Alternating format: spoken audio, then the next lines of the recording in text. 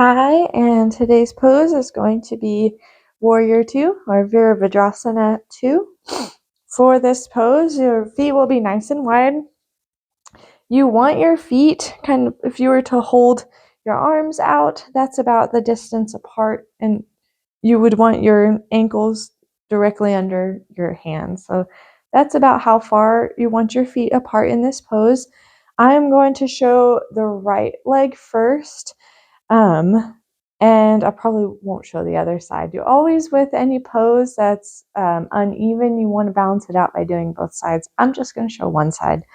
But for Warrior 2, I'm going to turn my right leg out.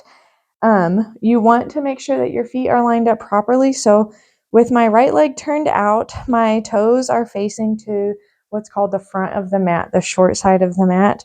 And my right heel is lined up with the arch of my left foot. It's called the back foot.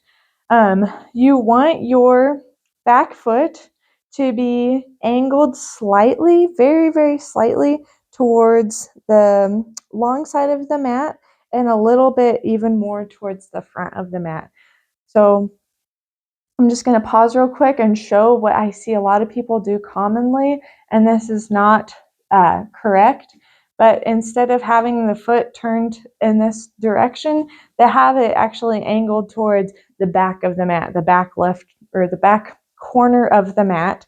And that is not what you want to do. That's really going to hold you back. So you want your foot turned, it's not parallel with that back side of the mat, but just a little bit beyond parallel and kind of angled a little touch towards the front of the mat. So make sure your front heel is lined up with the arch of the back foot. I like to put my hands on my hips and make sure they're even. A lot of times what happens is your back hip likes to creep up like this because it makes it look like the pose is deeper. But you want to make sure that your hips are nice and level. So I like to do that by putting my hands on my hips as I lower into the pose. So I'm going to bend that right knee. You want to make sure that this right knee or your front knee does not go past your ankle. So that's number one. You want to make sure it's not turning inward like this, but that it's moving with your knee directly over your ankle. Your hips are staying nice and level here.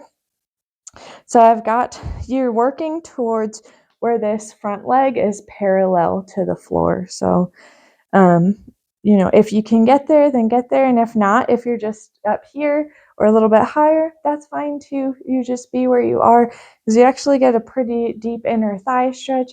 And it takes a lot of strength to hold your leg in a parallel position. So just be wherever you are, but work towards this position with the legs here. What I like to do is lift all of my toes off the ground, and this shifts your weight to where your weight is evenly distributed through both feet. Because a lot of times we kind of want to dump into this front leg, but both legs should support you equally in this pose. So I like to lift my toes up and then set them back down once my weight's kind of distributed appropriately. You want your shoulders to be above your hips. So once again, you like to lean forward. It's just a natural kind of motion, but you really want your shoulders stacked above your hips. Your torso is facing the long side of the mat. And lastly, you have your arms. So arms come out to a T shape with the palms face down. And you want to make sure that your arms aren't creeping up, or your shoulders aren't creeping up by your ears.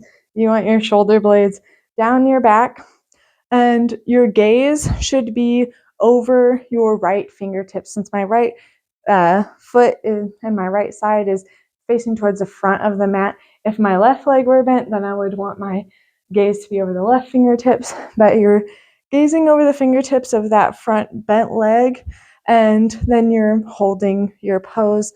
Lastly, once you get here, make sure you're pressing through the outer edge of your back foot to, once again, just make sure you're not dumping all your weight into this front leg. So this is Warrior 2. Just modifications are If it's too much to look over those front fingertips, you can just look to the long side of the mat.